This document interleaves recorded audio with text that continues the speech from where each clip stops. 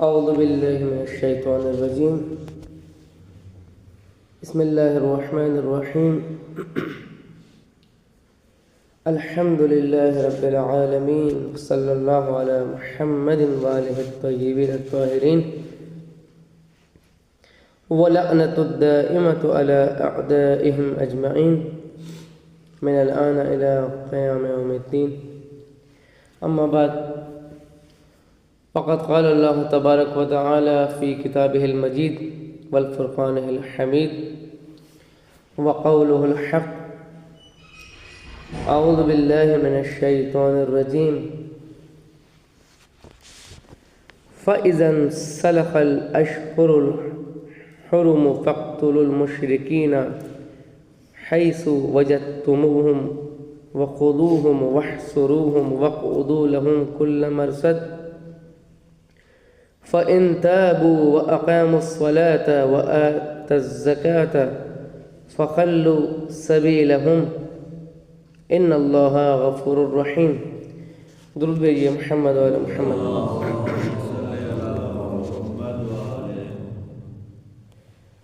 سورہ مبارکہ توبہ جیسے کہ آپ جانتے ہیں ہمارا اس ماہ مبارک رمضان میں موضوع ہے، اور گزشتہ دروس میں ہم آیت نمبر 1 کے ذیل میں براءت اور شرک کے بارے میں ہم گفتگو کر آئے۔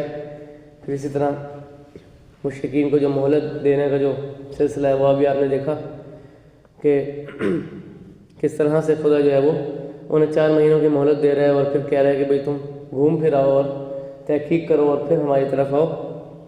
اس کے بعد گزشتہ 2 آیات میں آپ نے عہد کے بارے میں اور اسی طرح توبہ کے بارے میں اور تقویٰ کے بارے میں آپ نے جانا۔ آج کا ہمارا جو موضوع گفتگو ہے وہ آیت نمبر 5 ہم شروع کرنے جا رہے ہیں، کہ جس میں خداوند عالم فرما رہا ہے کہ فَإِذَا انْسَلَخَ الْأَشْهُرُ الْحُرُمُ۔ مضمون وہی چل رہا ہے، یعنی مزید خدا جو ہے وہ کھول کے بیان کر رہا ہے اب تم نے کیا کرنا ہے اور مشرکین نے کیا کرنا ہے۔ تو آپ نے یہ جانا کہ گزشتہ آیات میں کہ مشرکین کا کیا کردار تھا اور کیا برتاؤ تھا، اس میں مزید وضاحت کر دی گئی ہے۔ فَإِذَا انْسَلَخَ الْأَشْهُرُ الْحُرُمُ، بس جب حرمت کے مہینے گزر جائیں، یہ جو 4 مہینے مہلت دی گئی تھی جب یہ گزر جائیں، فَاقْتُلُوا الْمُشْرِكِينَ، اب تمہارا کام کیا ہے؟ مشرکین کو کیا کرو؟ قتل کر دو، مشرکین کا کام تمام کر دو۔ اب مشرکین پر حجت تمام ہو گئی، اس کے باوجود مشرکین اگر باز نہ آئے، دین خدا کی طرف نہ آئے، تو پھر ان کو تم کیا کرو؟ جہاں پاؤ، حیث وجدتموہم، جہاں پاؤ کیا کر دو؟ قتل کر دو۔ پہلا کام، 4 احکام بیان کر رہا ہے خدا اس میں۔ قتل نہیں کر سکتے تو دوسرے کام کی طرف بھی خدا آیا، کیا کرو؟ آگے فرمایا وَخُذُوهُمْ، اگر قتل نہیں کر سکتے تو ان کو پکڑ لو، ان کو قید کر لو۔ پھر فرمایا وَاحْصُرُوهُمْ، اگر یہ بھی نہیں کر سکتے تو پھر ان کا محاصرہ کر لو، ان کا کیا کر لو؟ اب یہ دیکھیں یہ جو ترتیب ہے اور یہ جو حکمت عملی ہے جنگ کی اور جو ہے مختلف، آپ آج کے دور میں اپلائی کر کے دیکھیں، یعنی آج کا جو دور ہے، نہیں باز آتے تو قتل کرو، ٹھیک ہے؟ قتل نہیں کر سکتے تو پھر انہیں پکڑ لو، اگر پکڑ نہیں سکتے تو پھر ان کا محاصرہ کر لو، اور چوتھا حکم جو کیا وَاقْعُدُوا لَهُمْ كُلَّ مَرْصَدٍ، اگر یہ بھی نہیں کر سکتے تو پھر ہر گھاٹ میں ان کی طاق میں رہو، ان کی طاق میں بیٹھے رہو۔ فَإِن تَابُوا، ہاں خدا جو ہے وہ اتنا بھی سخت نہیں ہے، یعنی دین خدا جو ہے وہ اتنا بھی بہت زیادہ مشرکین کے ساتھ برا عمل نہیں کرنا چاہتا، ہاں اگر توبہ کرنا۔ ان کے پاس راستہ ہے ہماری طرف آنے کا، توبہ کر لیں۔ یعنی اگر مشرکین نے ان سے بچنا ہے، ان 4 کاموں سے بچنا ہے، قتل ہونے سے بچنا ہے، محاصرے سے بچنا ہے، پکڑے جانے سے بچنا ہے، اور طاق میں جو مسلمان ان کے رہیں گے، اگر ان 4 چیزوں سے بچنا ہے تو مشرکین کیا کریں؟ توبہ کریں۔ جیسے کہ گزشتہ آیت میں بھی بیان ہوا کہ اگر توبہ کر لیتے ہیں فَإِن تَابُوا، لیکن صرف توبہ سے یہاں کام نہیں چلے گا، توجہ ہے انشاءاللہ۔ وَأَقَامُوا الصَّلَاةَ، توبہ کریں اور توبہ کے ساتھ کیا کریں؟ نماز کو نماز قائم کریں۔ وَآتُوا الزَّکَاةَ، اور کیا کریں نماز کے ساتھ؟ یعنی ترتیب دیکھ رہے ہیں، توبہ کے ساتھ نماز قائم کرنا، اور نماز قائم کرنے کے ساتھ زکوٰۃ کی ادائیگی۔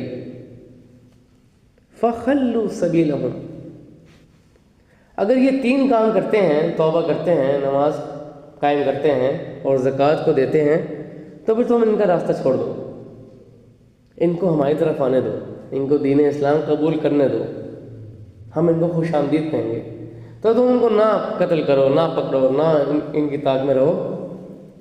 ان اللہ غفور رحیم، خدا بھی اگر یہ توبہ کر لی انہوں نے اور نماز قائم کر لی اور زکوٰۃ دے دی، یعنی اللہ کی طرف پلٹے، اللہ کا حق بھی ادا کیا اور لوگوں کا حق بھی ادا کیا، یعنی نماز قائم کرنا یعنی اللہ کا حق ادا کرنا، اور زکوٰۃ دینا یعنی لوگوں کا حق ادا کرنا، یعنی حق اللہ کی بھی پرواہ کی اور حق الناس کی بھی پرواہ کی، تو بھی اللہ بھی کیا ہے؟ وہ غفور رحیم ہے، اللہ بھی مغفرت کرنے والا ہے، رحم کرنے والا ہے۔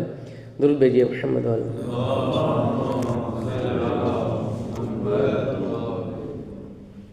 اس میں کچھ ہم سوالات کی طرف آتے ہیں، اس کے بعد جو آج کا جو ہمارا عنوان ہے اس کی طرف آئیں گے۔ سوال اس میں یہ بنتا ہے کہ مشرکین کو قتل کرنے کا حکم خدا کیوں دے رہے ہیں؟ یعنی اتنا سخت کیوں خدا ہو گیا ہے کہ نوبت یہاں تک پہنچ چکی ہے کہ مشرکین کو کیا کیا جائے؟ جہاں پاؤ قتل کر دو، اتنا سخت۔ تو اس کی کیا وجہ ہے؟ اس کے پیچھے ایک حکمت ہے، اس کے پیچھے ایک فلسفہ ہے، حکمت عملی ہے، اور وہ یہ کہ اللہ جو ہے وہ تمام انسانیت کو، تمام لوگوں کو امان دینا چاہتا ہے، امن دینا چاہتا ہے، اور تمام لوگوں کو راہ راست کا راستہ دکھانا چاہتا ہے، ہدایت کا راستہ دکھانا چاہتا ہے۔ تو ہدایت کا راستہ دکھانے کے لیے اور امن دینے کے لیے ضروری ہے کہ کچھ نہ کچھ سختی بھی کی جائے، ورنہ لوگ تو باز نہیں آئیں گے نا۔ جب تک آپ تھوڑی بہت سختی نہیں کریں گے، جب تک آپ تھوڑی بہت لوگوں کو اس طرح سے نہیں کریں گے، ڈرائیں گے نہیں، دھمکائیں گے نہیں، یعنی اچھے انداز میں دھمکانا جسے کہتے ہیں، نہیں کریں گے تو لوگ بھی جو ہے وہ ممکن ہے راہ راست کی طرف نہ آئیں۔ تو یہ جو ہے وہ ایک شدت تھوڑی سی اور ایک سختی تھوڑی سی دین نے رکھی ہے کہ لوگ دین کی طرف آئیں، لوگ امن کا راستہ اختیار کریں، لوگ شیطنت کو چھوڑیں، لوگ طاغوت پرستی کو چھوڑیں، بت پرستی کو چھوڑیں، شرک پرستی کو چھوڑیں اور توحید کی طرف آئیں۔ تو ایک جواب اس کا یہ ہے۔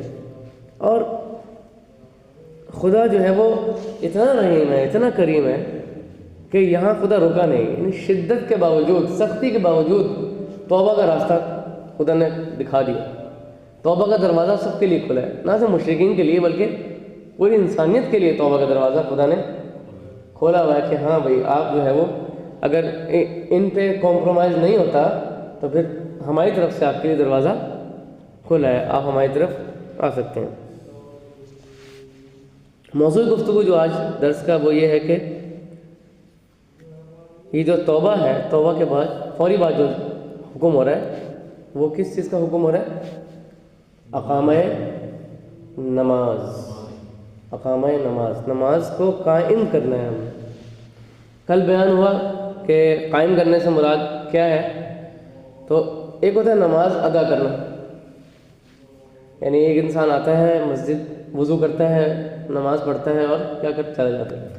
ایک ہے نماز کو قائم کرنا، نماز کو امپلیمنٹ کرنا، نماز کو اجرا کرنا، ایک ایسا معاشرہ بنانا، ایک ایسا منظر بنانا دنیا کے سامنے جسے ہم کہتے ہیں نمازی معاشرہ، توحیدی معاشرہ، یعنی ایک اجتماع کو ساتھ لے کے چلنا نماز کے ساتھ ساتھ، اسے کہتے ہیں اقامہ نماز۔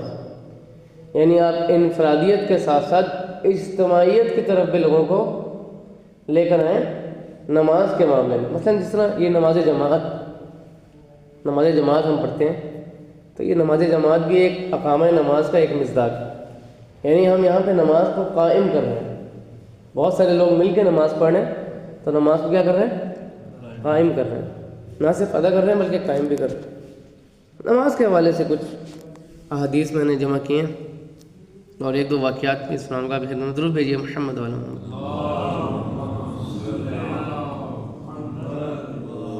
نماز ایک جو ہے آپ جانتے ہیں سب سے اہم اور سب سے بہترین عبادت۔ امام جعفر صادق علیہ السلام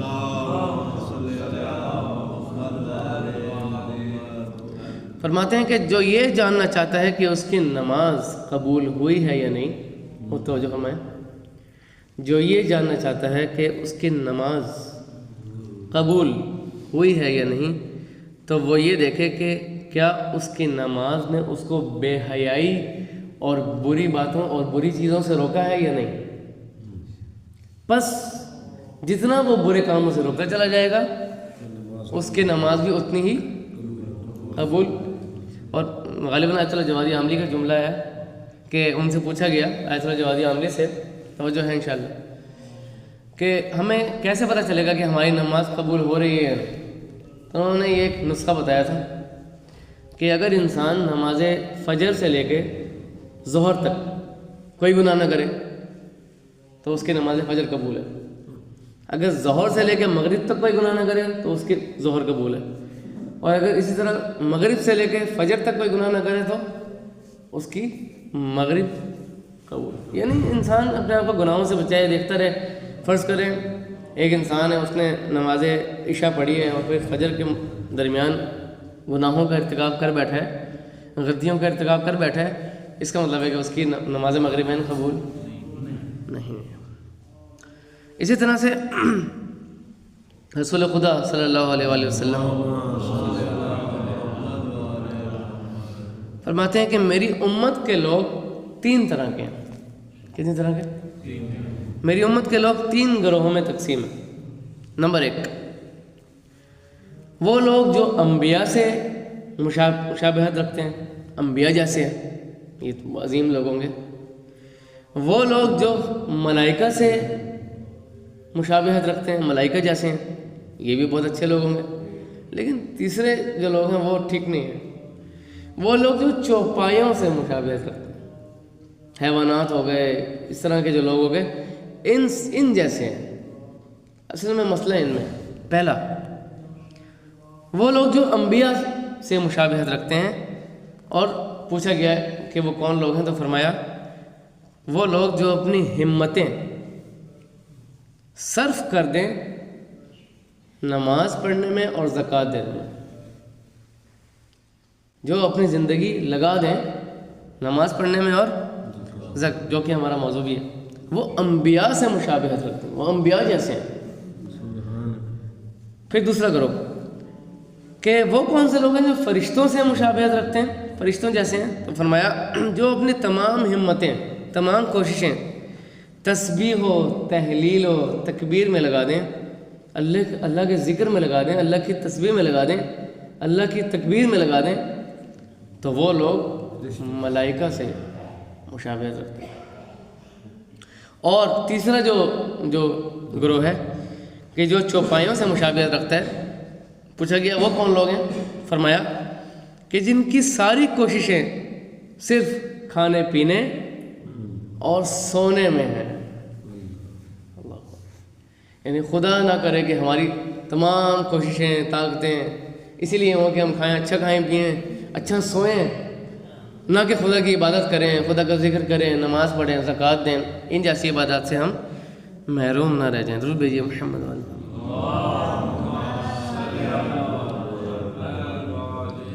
اور اسی طرح امام صادق علیہ السلام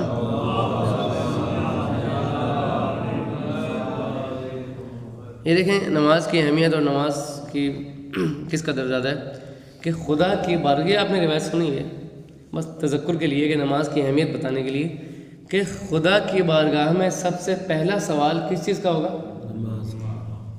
نماز کو.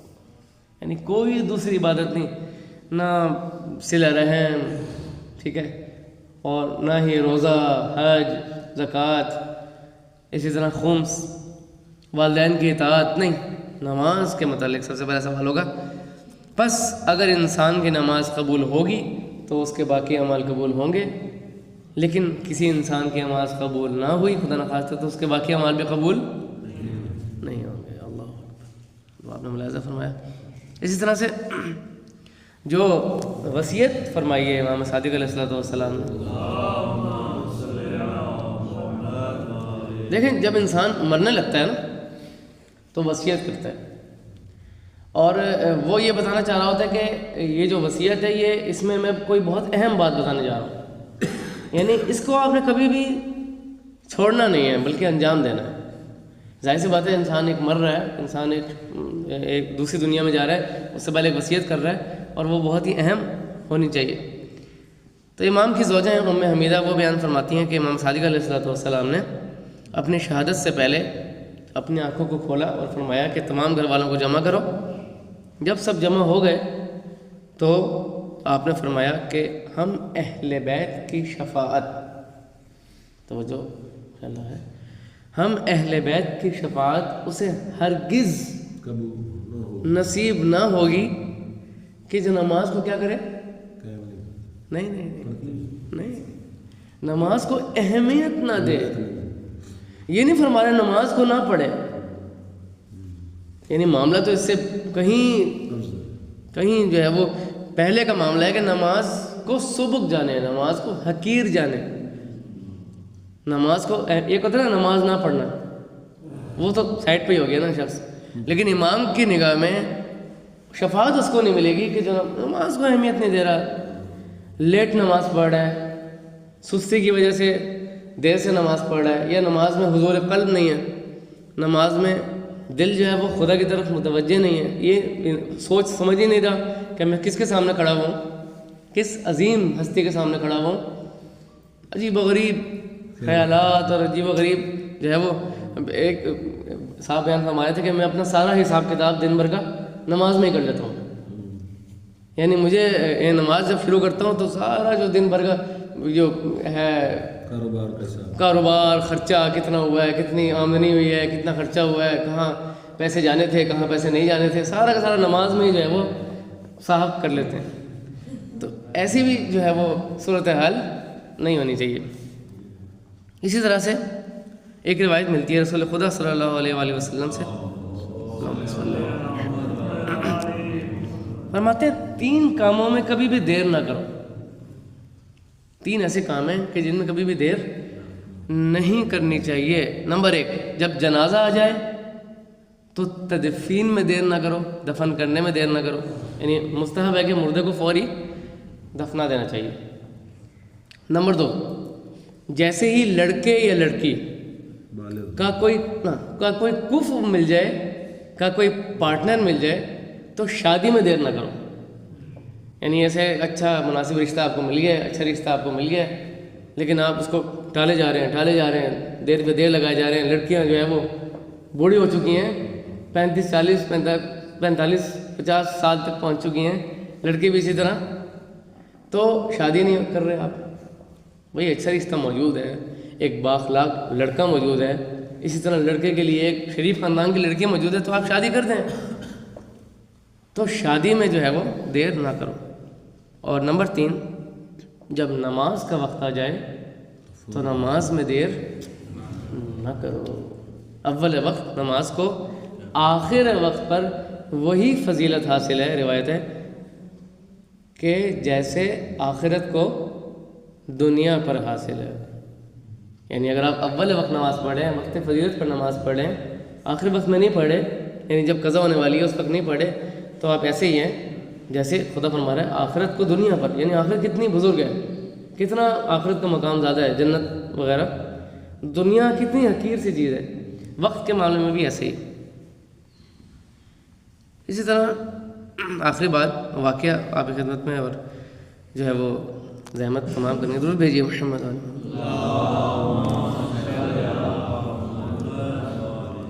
نماز کی اہمیت آپ کو بتانا چاہ رہے ہیں کہ ابو عثمان صحابی گزرے ہیں، راوی بھی گزرے ہیں، روایت کرتے ہیں کہ میں سلمان فارسی کے ساتھ ایک درخت کے نیچے بیٹھا ہوا تھا۔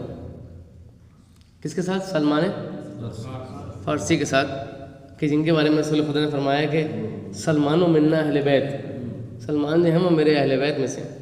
بیٹھا ہوا تھا کہ انہوں نے درخت کی ایک خشک شاخ پکڑ کر ہلائی، یہاں تک کہ اس کے سارے پتے جھڑ گئے، یہاں تک کہ اس کے سارے پتے کیا ہوئے؟ جھڑ گئے۔ اس کے بعد میری طرف رخ کر کے کہا، کیا تم نے پوچھا نہیں کہ میں نے ایسا کیوں کیا، کہ میں نے یہ عمل کیوں انجام دیا، میں نے سارے پتے کیوں جھاڑے؟ میں نے کہا بتائیے، آپ خود ہی بتائیے کہ آپ سے آپ کے اس کام سے مراد کیا ہے؟ انہوں نے کہا کہ یہی کام ایک مرتبہ رسول خدا صلی اللہ علیہ وآلہ وسلم نے میرے سامنے انجام دیا تھا جب میں ان کی خدمت میں ایک درخت کے نیچے بیٹھا ہوا تھا۔ اس کے بعد رسول نے مجھ سے کہا، سلمان پوچھتے نہیں ہو کہ میں نے یہ کام کیوں انجام دیا؟ تو عرض کیا کہ یا رسول اللہ آپ ہی فرمائیں کہ آپ نے یہ کام کیوں انجام دیا؟ تو فرمایا جب کوئی مسلمان وضو کرتا ہے، تو جو فرمایا جب کوئی مسلمان وضو کرتا ہے اور نماز پڑھتا ہے تو اس کے گناہ اسی طرح سے جھڑ جاتے ہیں کہ جیسے اس درخت کے پتے۔ سبحان اللہ، یعنی یہ نماز گناہوں کو بھی جلا دیتی ہے، بجھا دیتی ہے، نماز گناہوں کو بھی کیا کرتی تھی؟ جھاڑ دیتی ہے، جیسے درخت کے پتے جھڑ جاتے ہیں۔ صلی اللہ علیہ محمد علیہ، درود بھیجیے محمد علیہ۔